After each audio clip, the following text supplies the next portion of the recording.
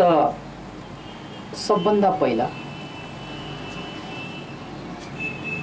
यो उपचारको सेन्टर भएको कारणले गर्दा उपचारलाई नै लिएर केही कुरा सुरु गर्छु म।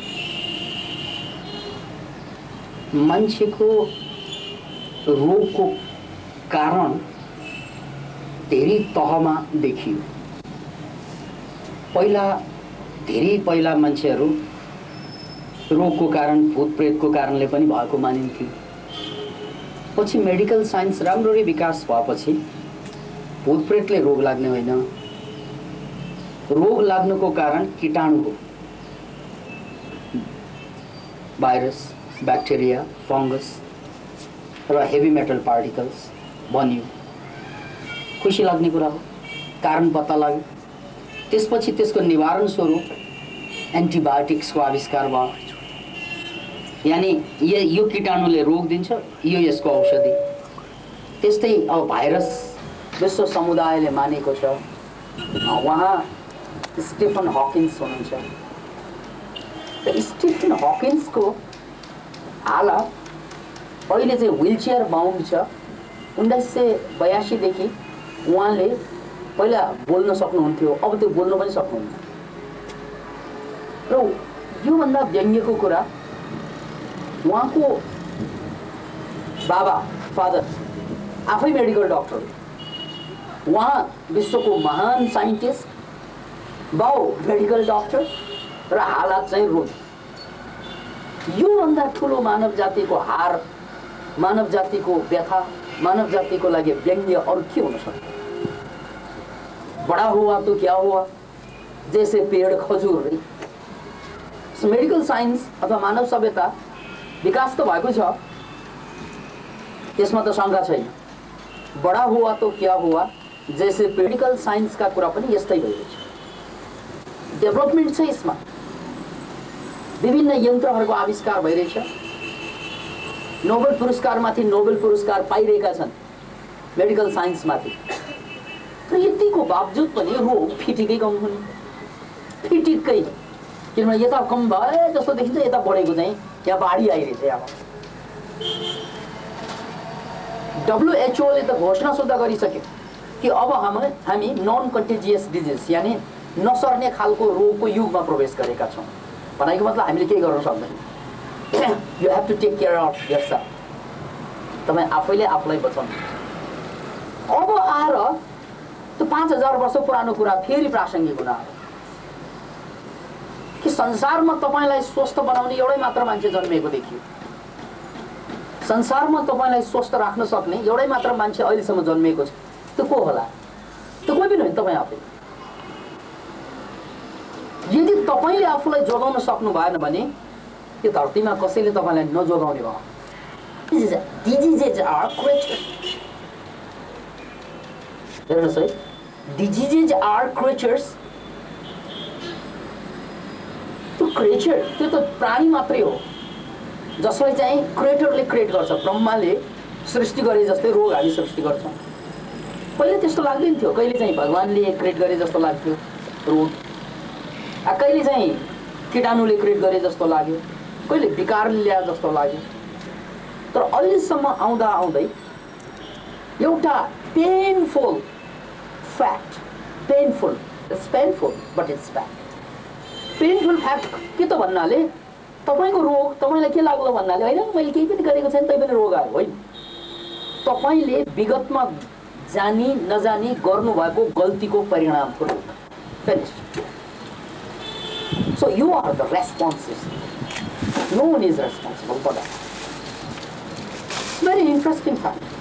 जबसम्म यो साइकोलोजिकल एस्पेक्टलाई हामी बुझ्दैनौँ कि I am the responsible for the diseases, for ailments, तबसम्म मलाई कसले बचाउने किन भन्नाले हो यहाँबाट आइरहेछ, मैले ताल्ने काम चाहिँ बाहिर गरिरहेछु। बडो गजब छ।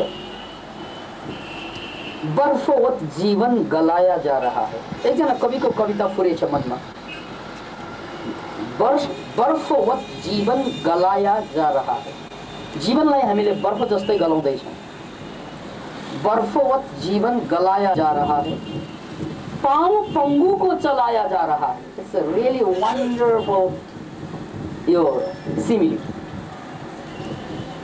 बर्फवत जीवन गलाया जा रहा है, पांव पंगु को चलाया जा रहा है। पंगु त हो तर पाउले उसलाई साथ दिरहेछ। साथ नदिएको भए ए म त पंगु भनेर बुझिन्थ्यो, यो पनि बुझिँदैन। किन भन्नाले उनको मानसिक रूपमा ऊ पंगु छ, शारीरिक रूपमा ऊ चाहिँ एकदमै तगडा छ। शारीरिक रूपमा ठिक देखिन्छ ऊ बाहिरबाट, खुट्टा तगडा छ, मन चाहिँ लङ्गडा छ। बडो दुविधापूर्ण कुरा, खुट्टा चाहिँ तगडा, मन लङ्गडा। त्यसकारण कवि भन्छन् बर्फवत जीवन गलाया जा रहा है, पाँव पंगु को चलाया जा रहा है। हे तिमिर आसीन मन की गोद में, तिमिर भनेको अँध्यारो। हे तिमिर आसीन मन की गोद में, पर दीप देहरी पर जलाया जा रहा है। हे तिमिर आसीन मन की गोद में, अँध्यारो मनमा छ तर दियो हामी जलाउँछौँ घर दैलो। त्यो घर दैलोमा दियो जलाएर मनको अँध्यारो मेटिने कहिले।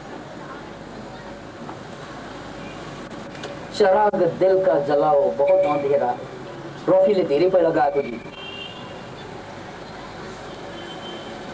चराग दिल का जलाओ बहुत अंधेरा है, कहीं से लौट के आओ, कहीं से लौट के आओ। तिमी जहाँ होस् न, बहुत अंधेरा है।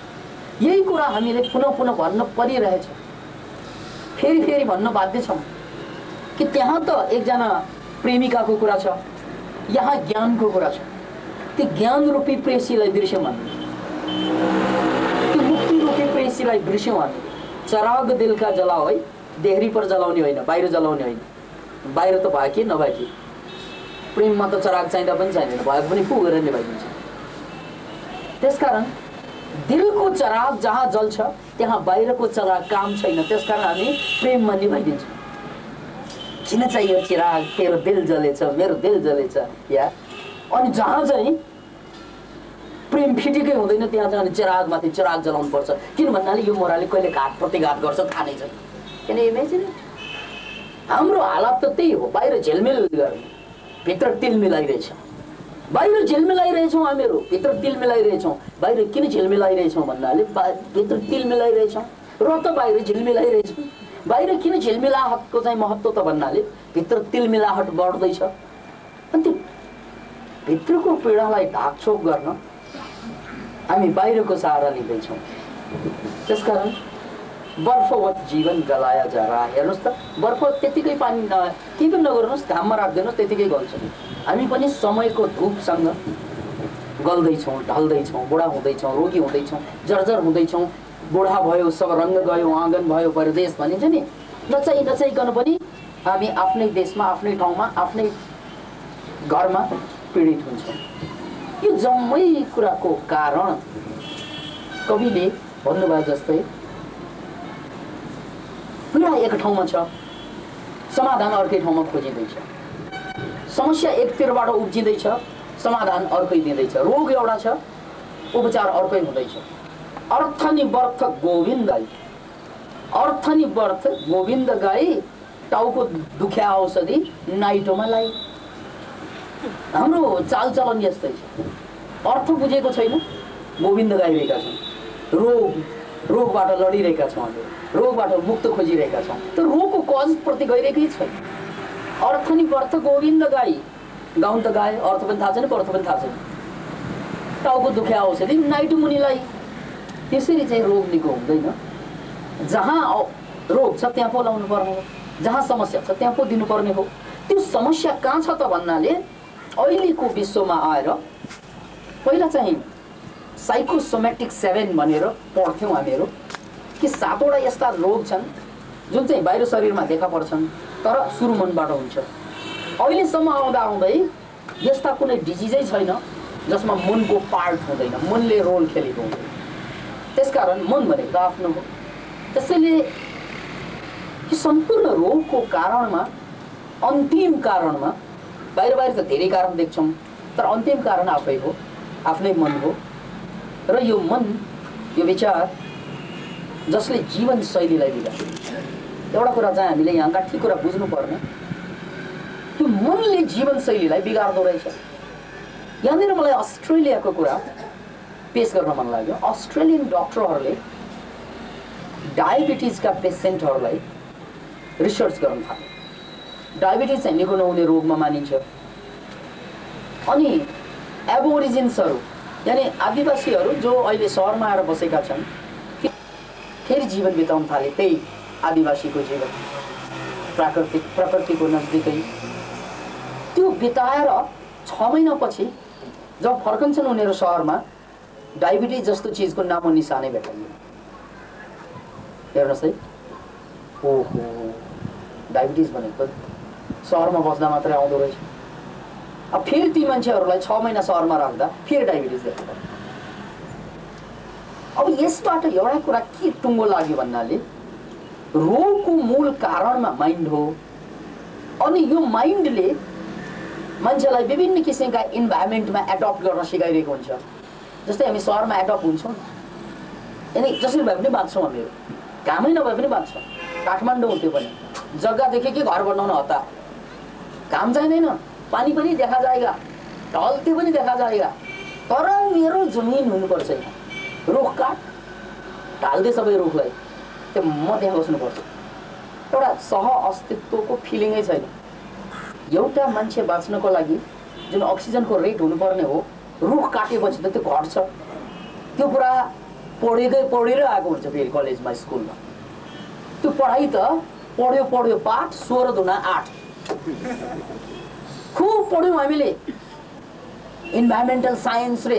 अनि त्यही मान्छेले काठमाडौँमा जग्गा किन्नु पर्यो भने भाङभुङ सबै चाहिँ रुखपात चाहिँ काटेर बिल्डिङ ठड्याउनु पर्छ। इन्भाइरोमेन्टल साइन्स पढेको के त पढ्यो पाठ 16 दुना ठ्याक्कै 8 भइरहेको त्यही हो जीवन। नहुने कुरै छैन। किन भन्नाले हामीले पढिरहेको कुरा, जानिरहेको कुरा एकातिर टेक्निकल कुरा भयो, जीवनसँग लिनु दिनु नै छैन।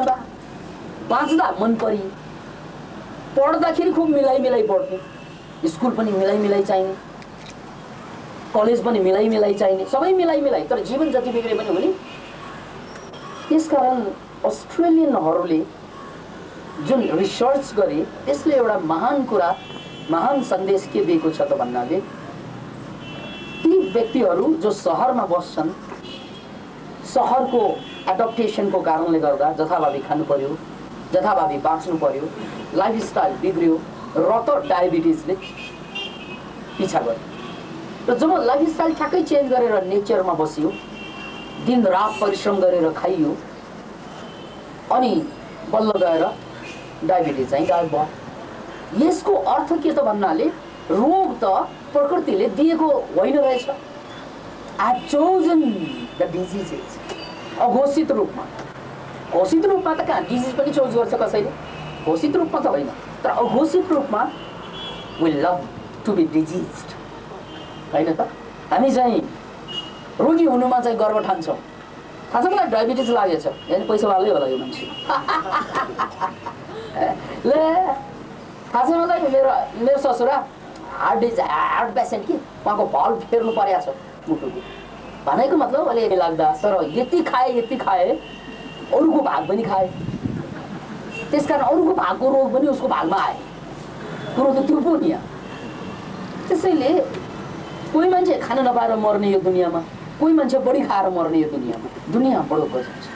कोही मान्छे खान नपाएर मरिरहेछ छन्, अझै पनि त्यस्ता छन्। हुम्ला जुम्ला जानुहोस्, आलु मात्रै खाएर बाँच्छन्। अरे म त पुगेको पनि छैन, आलुले मात्रै त धान्दैन, न्युट्रिसन पुग्दैन। याद राख्नुहोस् यो कुरालाई। कतै चाहिँ खान नपाएर मरिरहेका छन्, कतै चाहिँ अरूको भाग पनि खाएर मरिरहेका छन्। दुईवटा अति फेरि। त्यसैले यो रोगको मूल कारणतिर फर्किँदाखेरि लाइफस्टाइललाई चाहिँ चेन्ज गर्न सक्यौँ भने, जसरी डायबिटिजको केस आयो, रोग त जाँदो रहेछ। अब म एकचोटि यो संसारभरको समस्यातिर आँखा लगाउन चाहन्छु। मानव जातिको सबभन्दा ठुलो समस्या पहिला एजुकेसन थियो, अशिक्षा, गरिबी थियो। यो दुईवटा समस्या महान समस्या, गरिबी र अशिक्षा। अनि त्यससँग चाहिँ जुडियो, लडियो। अहिलेसम्म आउँदा आउँदै दुनियाँमा चाहिँ 60% शिक्षित भएका देशहरू आयो। 60% शिक्षित छन्। अनि गरिबी ओहो, कोही मान्छे खानु पाएन भने भत्ता दिन्छन्, जागिर पाएन भने, त्यस्तो पनि दुनियाँ छ अहिले। धेरै देश छन्। तर त्यो देशमा पनि अहिले ठुलो समस्या के त भन्नाले मान्छे रोगी छन् त्यहाँ पनि, शारीरिक रूपमा पनि मानसिक रूपमा पनि। अनि त्योभन्दा तेस्रो समस्या आयो, सुसम्बन्ध जामझुम भयो, मानवता छैन, जैपोइको बिचमा तालमेलै छैन। पढ्याफु तालमेल गर्नुपर्छ भनेर सबै समान हुन्, पुरुष र आइमाई दुवै समान, त्यसकारण समान रूपमा छुट्टिन्छन्। अब दुवै बरोबर, अब बरोबर भएपछि बरोबर रूपमा छुट्टिन्छन्। गाली पनि बरोबर गर्छन्, पहिला जस्तो होइन अब, किन समान। पहिला एकतर्फी गाली चल्थ्यो, अब दुईतर्फी। बाबुराम भट्टराईले, डाक्टर बाबुराम भट्टराईले इन्टरभ्यू दिनुभएको थियो, बडा रोचक थियो इन्टरभ्यू, घोचक पनि होला। हेर्दै थिएँ अनि उहाँ के भन्छन् भने विजय कुमार पाण्डेजी सोध्नुहुन्छ, होइन यो माओवादीहरूले बन्दुक उठाएर कि आतङ्क मचाए कि यो ठिक हो र? तपाईहरूले बन्दुक उठाएर गाउँलाई चाहिँ त्रसित पारे, देशलाई त्रसित पारे कि ठिक हो र? बाबुरामजी चाहिँ बडा शालीनताका साथ भन्नुहुन्छ, होइन बन्दुकमाथिको एकाधिकार पहिला सरकारको मात्रै थियो, अब जनताको पनि रह्यो। एकाधिकार पो समाप्त भएको हो। हिजो पुलिसले थर्काउँथे, अब पुलिस बाहेक गाउँलेले पनि पुलिसलाई थर्काउँछ। त्यसकारण यो त ब्यालेन्समा आएको, त्यसमा कुनै आतङ्क छैन। किन भन्दा आतङ्क गर्ने काम राज्य आतङ्क पुलिसले मचाउँदै थियो गाउँमा, अब त्यो एकाधिकार समाप्त भयो। यो त खुसबु बनाउनुपर्छ, जनता शक्तिशाली भयो भन्छन्। तर्क त ठिक, तर्कमा शङ्कै छैन, अथवा शङ्कामा तर्क छैन। हेर्नुहोस् है, शङ्कामा तर्क हुँदैन, जे पनि चाहिँ गरिदिन्छन्। यहाँ तर्क यस्तो मिलायो, शङ्कै हुँदैन। त्यहाँ एकाधिकार समाप्त भयो। तर यो सत्यले मार्यो के त भन्नाले दुवैसँग बन्दुके भएपछि बन्दुक नभएकाहरू पीडित भयो। अब यसको समस्या कसरी बुझ्ने नि? अनि हामी पनि हिजोसम्म चाहिँ एकाधिकार माओवादीको र सरकारको थियो, अब हाम्रो पनि पालो आयो भने बन्दुक समाउने जनताले पनि गर्नुपर्ने स्थिति। बाबुरामको डायलगले त त्यही कुरा सिकायो, एकाधिकार हामी माओवादीको र सरकारको समाप्त गर्दैछौँ, ल देशमा चाहिँ बन्दुक फ्याक्ट्री खोल्नु पर्यो। किन भन्नाले एकाधिकार समाप्त यसरी गर्ने हो भने यो त नर्क बनाउने काम हुन्छ। यसैले यो तर्कको कुरालाई एकातिर चाहिँ फालेर यो सहरीकरणको कुरा गर्छु म। पहिला मान्छेहरू सहरमा बस्दैन थिए, गाउँमा बस्थे। अनि गाउँ भनेको बडो सुन्दर ठाउँ अहिले पनि।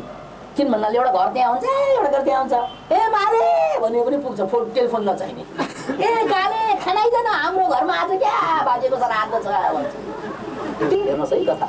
मलाई शङ्का के छ भने म मरेँ भने तपाईँले अर्को बिहे त गर्नुहुन्न भन्छ कि, उसलाई फेरि चाहिँ त्यहाँ शङ्का छ, त्यहाँ पागल हुन्छ त भन्छ यो मोराले। फेरि अर्को केटी देख्यो भने के हो यो लोग्ने मान्छे न हो, पुरुषलाई त चिनेकै छ। महादेवदेखि बदमास हाम्रो स्वस्थानीमा हेर्नुहोस् त। अब त्यहाँ घरमा श्रीमती छ, त्यहाँ अरू तरुली घुमाउनु जान्छ, विभिन्न रूप धारण गरेर। ल पार्वतीले समय ल्याउनु पर्ने। यो महादेव त यस्तो छ भने तिमीहरू we all are विचित्र लोग्ने। किन भन्नाले हाम्रो आदर्श पुरुष महादेवै यस्तो छ भने पुरुषलाई के लाग्छ, महादेवले त गर्न सक्छ, मैले गर्नु हुँदैन भनेर। यो संस्थाले किन पढाइरहेको छ थाहा नै छैन।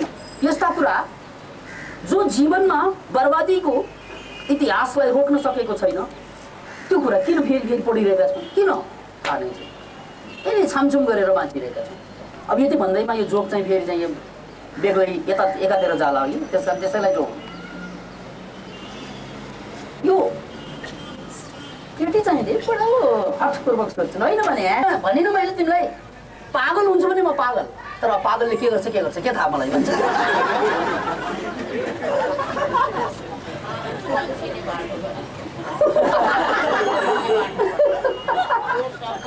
ओ आमाइले बुझ्नुभयो। त्यसैले यो समाज यस्तो हामीले निर्माण गर्यौँ जहाँ कसैले कसैमाथि भरोसा गर्न सकिरहेको छैन है। यो नमुना हो यो कथा। अनि यो भरोसा नगरेपछि नेगेटिभ थिङ्किङ, यो नेगेटिभ थिङ्किङले के गरिदिन्छन् त भन्नाले इम्युन सेल डाउन गरिदिन्छ। याद राख्नुहोस् यसलाई, नेगेटिभ थिङ्किङ तपाईँले 5 मिनट गर्नुहोस्, ब्लड टेस्ट गर्नुहोस्, इम्युन सेल डाउन भइसकेको हुन्छ। त्यसकारण यो सम्पूर्ण शङ्काको वातावरण जबसम्म रहन्छ, भरोसाको ठाउँमा शङ्काले ओगट्छ, त्यो बेला चाहिँ इम्युन सिस्टम डाउन हुन्छ। इम्युन सिस्टम डाउन भएपछि अनि ब्याक्टेरियाले पनि सिद्ध्याउँछ तपाईँलाई, भाइरसले पनि सिद्ध्याउँछ तपाईँलाई, हेभी मेटल पार्टिकलले पनि बाँकी राख्दैन तपाईँलाई, सबैले सिद्ध्याउँछ। त्यसकारण दुनियाँभरमा मान्छे रोगी नै रोगी, पैसो भए पनि रोगी, नभए पनि रोगी, शिक्षित भए पनि रोगी, अशिक्षित भए पनि रोगी, अमेरिका भए पनि रोगी, नेपाल भए पनि रोगी। इकोलोजिकल भिलेजको ठाउँमा सिटीले ठाउँ लियो। त्यसैले मैले अस्ति बेग्नु गरेको थिएँ, भोलि मनोक्रान्तिवादीहरूको सरकार आयो भने काठमाडौँलाई सिद्ध्याउनको लागि ब्ल्याकलिस्टमा राख्नुपर्छ, बम हानेर यो सहर उडाइदिनुपर्छ। किन भन्नाले यही सिटीको कारणले गर्दा यो फुटाहा सिटीले एबन्डन, फुटाहा सिटी हन्टेड हाउस भने जस्तै हन्टेड सिटी हुन्छ नि, यो काम छैन, अग्ली सिटी। किन भन्नाले यही सिटीको परिणामस्वरूप हामी एक आपसमा चाहिँ फिटी भएर चाहिँ बाँचिरहेको छ, एक आपसमा डराइ बाँचिरहेको छ। इकोलोजिकल कन्सेप्ट कतै पनि छैन। यो कुरा अलिकति पछाडिको कुरा, तर यसले अहिले रोग नेपालको मात्र कुरा होइन, पुरा संसारमा रोग ल्याइरहेको सबैलाई थाहा छ। त्यसकारण सिटीबाट पोलिटिक्स, अनि चाहिँ त्यो डर्टी पोलिटिक्सको गेम, अनि चाहिँ समाज एकै ठाउँमा मुच्च बसेर आएको समस्या, शङ्का र त्यसको परिणामस्वरूप रोग, यसरी रुट यसरी आउँदैछ। त्यसैले अन्तिम कारण, पहिलो कारण कहाँ गयो त भन्नाले पोलिटिक्स, यानि जबदेखि सहरको निर्माण भयो त्यहाँबाट चाहिँ रोग, शोषण, अन्यायको भूमिका बन्यो। कुन क्षेत्र पर्यो त भन्नाले मान्छेको स्वास्थ्य नम्बर 1। त्यसकारण अहिले संसारमा कोही पनि मान्छे कुनै पनि देशमा स्वस्थ छैनन्। 4 अरब मान्छे रोगको चपेटामा छन्। याद राख्नु छ, 4 अरब मान्छे रोगको चपेटामा छन्। 4 अरब क्यान यु इमेजिन धरतीमा यो 4 अरब मान्छे यत्रो ठुलो हाम्रो विज्ञानको विकास, मेडिकल साइन्सको विकासको बावजुद पनि 4 अरब मान्छेले एकातिर शारीरिक रोग भोगिरहेका छन् भने 1/3 भन्दा बेसी मान्छे मानसिक रूपमा चाहिँ डिप्रेसन भोगिरहेका छन्। युरोपको कुरा 40% मान्छे कुनै न कुनै किसिमको डिप्रेसनबाट पीडित भइरहेका छन्। याद राख्नुहोस्। त्यसकारण हामी न मानसिक रूपमा शान्त हुन सक्यौँ, स्वस्थ हुन सक्यौँ, न शारीरिक रूपमा स्वस्थ हुन सक्यौँ। रह्यो कुरा अब परिवारको कुरा, एक आपसमा प्रेम पनि समाप्त। त्यसकारण अहिले मानव जाति 3वटा समस्या झेलिरहेका छन्। यो देशलाई धनी बनाउनु पर्यो, मलाई इन्ट्रेस्टै लाग्दैन, किन भन्नाले धनी भएका अरू हेर्दै वाक्क लाग्छ, त्यो तपसिलको कुरा लाग्छ। शिक्षित बन्नु पर्यो, त्यो पनि तपसिलको कुरा, किनभने शिक्षितहरूको हालत हेरिसकेका छौँ, आफै पनि शिक्षित भएर यहाँ समस्या। त्यसकारण त्यो जम्मै झेलिसक्यौँ हामीले, तै पनि मान्छे स्वस्थ हुन सकेन, मान्छे मानसिक रूपमा ह्याप्पी हुन सकेन र सामाजिक रूपमा मान्छेमा सौहार्दता बाँकी रहेन। 3वटा मोर्चामा मानव जाति हारिरहेका छन्। स्वास्थ्य छैन, शान्ति छैन, सुसम्बन्ध छैन, वा दरिद्र। यस मामलामा हामी दरिद्र छौँ। हामी भनेको नेपाली समाज होइन, पुरा मानव समाज। नाउ द क्वेसन इज, अब यो मानव समाजको यो 3वटा कुरा, स्वास्थ्य, सुख र चाहिँ सुसम्बन्ध, त्यसलाई सम्बोधन गर्ने, त्यो कुरालाई ल्याउने पहल नभएसम्म अन्य कुरा त हामीले जे गरे पनि, जाँचमा पास भए पनि हामी हुने त त्यही हो, फेल भए पनि हुने त्यही हो। पैसो भए पनि रोगी हुने हो, पैसो नभए पनि रोगी हुने हो। पैसो भए पनि सुसम्बन्ध कायम रहँदैन, पैसो नभए पनि हुँदैन। What to do? यो अवस्थामा मानव जाति बाँचिरहेको क्याच 22 सिचुएसन भन्छ। क्याच 22 यानि यता गए पनि इधर खाई उधर कुवा, कहाँ जाने? यहाँ ढले पनि सिद्धिन्छ, त्यहाँ ढले पनि सिद्धिन्छ, त्यो अवस्थामा छौँ। त्यसैले अहिलेको जुन शिक्षा, अहिलेको जुन राजनीति, याद राख्नुहोस् है, शिक्षा नीति, राजनीति, यो 2वटा कुराको सम्बन्ध छ यहाँ। शिक्षाले राजनेताहरू तयार गर्छन्, राजनेताले शिक्षालाई चाहिँ नियमन गर्छन्, कन्ट्रोल गर्छन्। त्यसकारण यो सम्पूर्ण संसारलाई बदल्नु छ।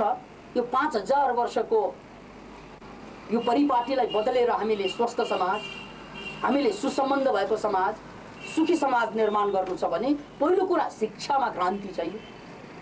किन भन्नाले पछि गएर चाहिँ देशलाई चाहिँ शासन गर्ने काँधमा बोक्नेहरू कर्णधार भनिन्छ, तिनीहरू शिक्षाबाट तयार हुने हो र पछि गएर त्यो शिक्षित भएर मात्रै पुग्दैन, पावर पोइन्टमा पुगेर यो सम्पूर्ण 5000 वर्षको गलत परिपाटीलाई चाहिँ बदल्ने मान्छे त फेरि राजनेताहरू हुन्।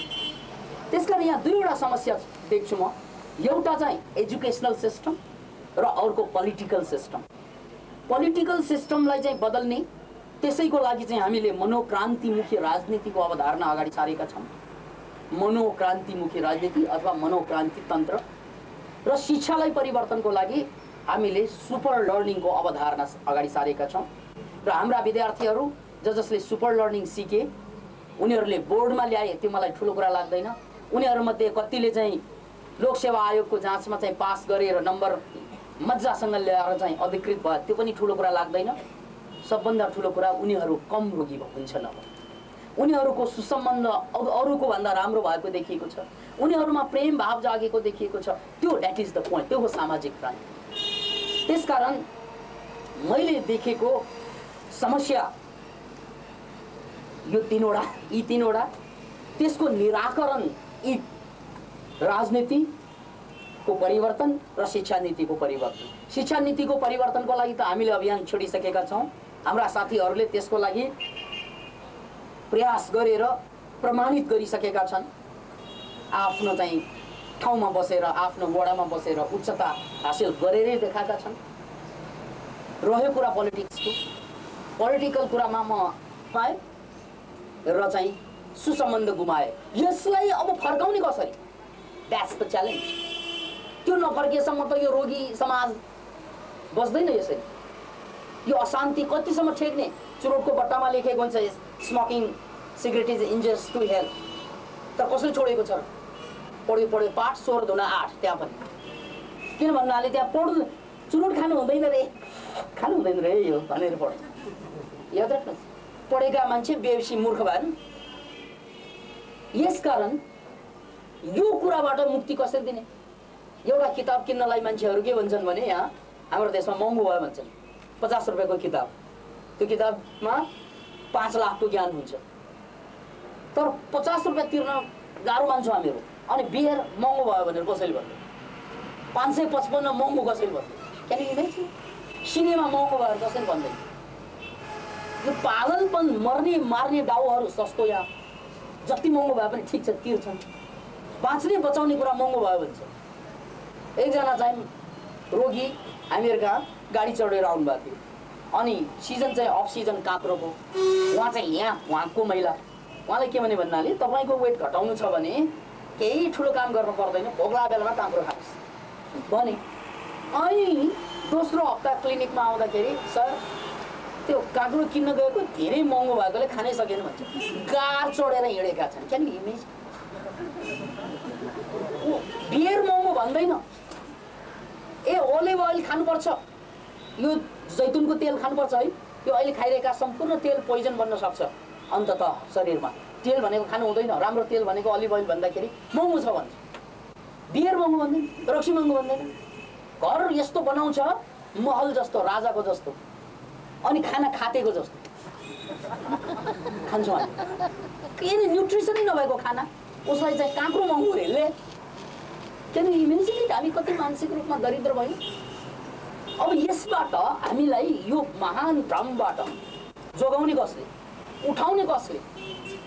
त्यो कुराको एउटा व्यावहारिक परिणाम भनेको, परिणति भनेको मनोक्रान्ति भएको मान्छे, जसले भन्न सक्छ म दिउँसो सरकारी काम गर्छु, बिहान बेलुका तपाईँहरूलाई सिकाउँछु मनोक्रान्ति, योग सिकाउँछु, ध्यान सिकाउँछु फर फ्री। किन भन्नाले आई लभ यु, म तिमीहरूलाई प्रेम गर्छु, जनतालाई प्रेम गर्ने म। यस्ता मान्छे जबसम्म वडाध्यक्ष हुँदैन नि तबसम्म चाहिँ म क्रान्ति देख्दैन। मैले पोलिटिक्स भनेको तपाईँले सोचे जस्तो त्यो सिंहदरबारमा गएर शासन गर्ने भनेर टाढा देखेकै होइन। पहिलो बिन्दु यहाँ ग्रासरुट पोलिटिक्स त के हो त भन्नाले वडा कब्जा गर्नु पर्यो, वडामा भवन हुन्छ, बजेट हुन्छ, त्यो युज गरेर त्यो टोलवासी सबै मान्छेलाई सुख, स्वास्थ्य र चाहिँ सुसम्बन्ध कायम गर्ने अभ्यास गराउनु पर्यो। प्र्याक्टिकल त्यो मनोक्रान्तिको हतियार भनेको त्यही हो, साइको, सुपर लर्निङ, रेकी, मनोक्रान्ति योग, मनोक्रान्ति ध्यान। अब यहाँ सिलसिला यही हो, हाम्रो अन्जुजीले एउटा योग सेन्टर खोल्नु भयो, बडा राम्रो वातावरणमा खोल्नु भयो, राम्रै भयो, यहाँहरूलाई जम्मा गर्नुभयो। अब वहाँ कहाँ आएर चाहिँ त्यो योग सिक्नलाई त पैसा तिर्नुपर्छ, सिधै त उहाँले सिकाउनुहुन्न। किन भन्नाले यो घरबेटीले पनि उहाँलाई सिधै चाहिँ घर दिएको होइन, मोटरसाइकलमा चाहिँ पेट्रोल पनि सिधै भरिदिँदैनन्। फेरि यहाँ समस्या त यस्तो, अब सबै काम गर्दाखेरि पैसा चाहियो, पैसा त लिनै पर्यो। अब पैसा लिने काम जहाँ हुन्छ नि त्यहाँ थोरै मान्छे जान्छ, कम मान्छे। किन भन्नाले पैसा खर्च गर्नु, मान्छे खर्च गर्नु भनेको नेपालीहरूलाई दिसा पिसाब मात्रै आउँछ, अरू चिज त च्यापेर बस्ने। यस्तो मनोविज्ञान छ। राम्रो कुरामा त कन्स्टिपेसनै हुने हाम्रो, नराम्रो कुरामा पखाला चल्ने। फुक्का दिल, ओहो, छोरीको बेहोस, छोराको बेहोस। जिन्दगीमा 2 पैसा कसैको लागि नफाल्ने मान्छेले पनि करोडौँ फालिदिन्छ, लाखौँ फालिदिन्छ। अब त्यो गऱ्यो पातो नि छाडो। त्यो प्रेम त्यसरी बचाउन सकेको भए राम्रो। छोरीलाई धुमधाम साथ बिहे गराएर पठाएर केही ठुलो हुनेवाला छैन। समस्या त्यही हो, आमाबाउले जे झेले त्यही झेल्ने, पुरुषार्थ त भएन। तर छोरीलाई स्वस्थ बनाउन, शान्त बनाउन, सुसम्बन्ध कायम गर्नको लागि त केही सकेनौँ। अनि त्यो सम्पत्ति जोडी जोडी ठिक गरेर पनि गलत गरेर पनि फुक्का दिल, त्यहाँ त डायरिया चल्छ। यो जिन्दगीमा 2-4 पल्ट हामीलाई डायरिया चल्छ। अब किनभने खर्चै गर्नुपर्छ उनीहरूकै लागि भन्छौँ। अब त्यो खर्च गरेर चाहिँ समाजमा नराम्रो कुरा आउने हो, त्यो रक्सीमाथि रक्सी उडाउनको लागि, मासुमाथि मासु उडाउनको लागि। यो सम्पूर्ण एउटा जालभित्र, हामी जन्जालभित्र फस्यौँ, यो सहरको वातावरण भने मैले। अब यो जम्मैबाट जनतालाई बिस्तारै मुक्ति दिलाउनु त एउटा मार्ग त छ नि। त्यो मार्ग भनेको के त भन्नाले वडा कब्जा गर्ने। अनि वडामा अन्जु जस्तो मान्छे उहाँ अगाडि हुनुहुन्छ है, अन्जुजी, उहाँले यो यहाँ बहाल तिरेर काम गर्दाखेरि धेरैलाई फाइदा दिने त सवालै उठेन। एउटा उहाँको पनि व्यवसाय जस्तो बनिदिने हो, राम्रो व्यवसाय हो, राम्रो कुरा हो, ठिकै कुरा हो। तर उहाँले गएर वडामा चाहिँ कन्ट्रोल गर्न सकेको खण्डमा त एकातिर वडाले तपाईँलाई चाहिँ चाहिने पैसा दिइरहेको हुन्छ तपाईँको चाहिँ मेन्टेन गर्नको लागि। बिहान बेलुका त्यो वडा भवनलाई त पैसा तिर्नु पर्दैन, जनताले आउने सिधै अथवा नोमिनल प्राइसमा म सिकाइदिन्छु भन्यो भने यसो गर्दाखेरि यसरी सेन्टर खोल्नुभन्दा छिटो जनसेवा हुन्छ, छिटोभन्दा छिटो मानव मुक्ति हुन्छ। र त्यो नहुन्जेल त यही ठिक छ, फेरि त्यो नहुन्जेल त यो ठिक हो। तर हुनुपर्ने चाहिँ तरिका त्यो हो।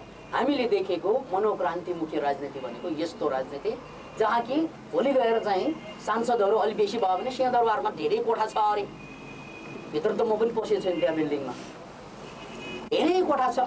त्यहाँ चाहिँ धेरै कोठा भएको ठाउँमा जनताको लागि थोरै कोठा युज गर्न त सकिने भयो नि त। त्यस्ता चाहिँ धेरै पार्कहरू छन्, के छन्, सबै छन्।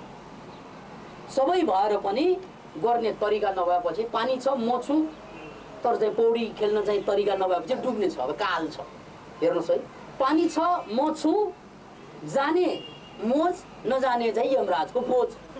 हेर्नुहोस् है, पानी छ म छु र यमराज अगाडि छ नजानेमा। पानी छ म छु, जानेमा चाहिँ मोज छ। हेर्नुहोस् है, किनभने स्विमिङमा त मोज हुन्छ, आनन्द हुन्छ। त्यसैले हाम्रो संसार पनि त्यस्तै हो। पानी छ, पोलिटिक्स भनेको, संसार भनेको यो चाहिँ पानी जस्तै हो र म मान्छे भनेको व्यक्ति जस्तै भयो। र यो पानीले मलाई डुबाउँदैन। डुबाउँछ कहिले त भन्ने, जब म यो पानीमा हाम फाल्छु अनि मात्रै पानीले मलाई चाहिँ बर्बाद गर्छ, यदि मलाई चाहिँ पानीमा पौडी खेल्न आउँदैन। त्यसैले मैले देखेको निराकरण यो 5000 वर्षको इतिहासलाई बदल्नु छ भने भोलि चाहिँ चुनाव हुँदाखेरि वडा त्यस्तो मान्छेको हातमा परोस्, अन्जु डङ्गोल जस्ता मान्छे जसले चाहिँ दिउँसो वडाको काम गरिदिन्छन्, बिहान बेलुका जनतालाई सिकाउने जगाउने काम गरिदिन्छन्। त्यो बेला मात्रै हामी जम्मैको कल्याण हुने। अनि रेस्ट गर्ने ठाउँ पाउँछौँ हामी बल्ल गएर। अनि मेरो टोलमा एउटा छ, त्यहाँ वडामा गएर चाहिँ बिहान चाहिँ गरौँ न केही कार्यक्रम भन्ने। त्यसले मात्रै एउटा एजुकेसन सेन्टरको रूपमा, एउटा चाहिँ होम युनिभर्सिटीको रूपमा चाहिँ काम गर्छ। नत्र भने चाहिँ हाम्रो यो 5000 वर्षदेखि चलिरहेको जुन जन्जाल हो त्यो बढ्दै जाने हो, रोग थपिँदै जाने हो, टेन्सन बढ्दै जाने हो, बियरको खपत बढ्दै जाने हो, रक्सीको खोलो बग्दै जाने हो, आतङ्कवाद चरमचुलीमा पुग्ने नै हो। अनि मान्छे चाहिँ जलबीच धोबिया जलबीच मरत पियासा भनेर कबीर साहबले व्यङ्ग गर्नुभएको थियो। कि धोबियाहरूले चाहिँ त्यो पहिलाका धोबियाहरूले जलबीचमा गएर चाहिँ पानीमा धुन जान्छन् लुगाहरू, र त्यहाँ चाहिँ पानी त त्यहाँ तलको खानु भएन, त्यसकारण चाहिँ घाममा चाहिँ घाम परेर प्यासी भएर मर्छन् कति। त्यस्तै हाम्रो हालत पनि त्यही छ, चारैतिर पानी छ तर हामी तिर्खाले मरिरहेका छौँ। भवन छ, पैसा छ, मान्छे छ, सिकाउने मान्छे पनि छ, सबै छ, तर तालमेल छैन क्या, तालमेल। त्यो तालमेल नभएपछि सबै भएर पनि केही पनि हुँदैन। So all we need is तालमेल। त्यही तालमेलको नाउँ हो मनोक्रान्तिमुखी राजनीति अथवा मनोक्रान्ति तन्त्र अथवा मनोक्रान्तिवाद, त्यो राजनीतिक अवधारणा। र रह्यो कुरा शिक्षाको, त्यो कुरा त हामीले प्रयोगमा ल्याइरहेका छौँ। भोलि गएर चाहिँ कुनै पनि स्कुलले लागू गर्न सक्ने कुरा हो, प्रमाणित भएको कुरा। यति भन्दै म अन्जुजीको यो प्रयास र अन्य प्रमिलाजीले पनि उहाँलाई सहयोग गर्नुभएको छ, उहाँहरूको प्रयास यो योगको, ज्ञानको, ध्यानको कुरा जनतामा लैजाने प्रयास यो सराहनीय छ। र यस्तो प्रयास, यो उद्घाटनबाट यहाँ अन्य साथीहरूले पनि यो उद्घाटनमा आए गए मात्रै होइन कि अन्जुजीले जसरी एउटा काम गरेर देखाउनु भयो त्यस्तै हामीले पनि केही काम गर्नुपर्छ, यो समाजमा राम्रो काम गर्नुपर्छ भन्ने प्रेरणा यहाँ आउने एकजनालाई मात्रै लिए पनि अर्को एउटा योगा सेन्टर खोल्न सक्छ, रेकी सेन्टर खोल्न सक्छ र पछि गएर समाज परिवर्तनको लागि योगदान पुग्न सक्छ। त्यसैले यो कार्यक्रमबाट अन्जुजी जस्ता, प्रमिलाजी जस्ता मान्छेहरूबाट हामीले एउटा कुरा त पक्कै सिकौँ कि उहाँहरू काश कुनै दिन म पनि उहाँहरूले जस्तै यो समाजमा केही गर्ने, यो समाजलाई पोजिटिभ कुरा सिकाउने यात्रामा लाग्छु भन्ने एउटा प्रेरणा हामीमा जागोस्।